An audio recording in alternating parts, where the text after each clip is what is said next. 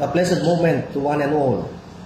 Our gospel for today does not only talk about improving our talents, but more so of ourselves, to enhance them and make them better for others and those who depend on us, especially in our being as uniformed personnel, as we carry out our duty and responsibilities. That is why we have schoolings, workshops, seminars, and lectures.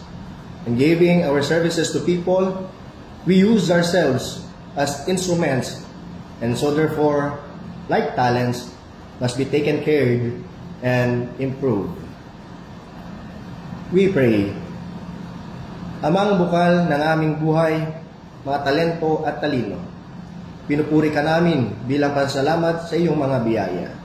Naway, sa kapamakan kami laging iadya at mga sarili alagaan para sa kawang gawa sa kapwa. Amen.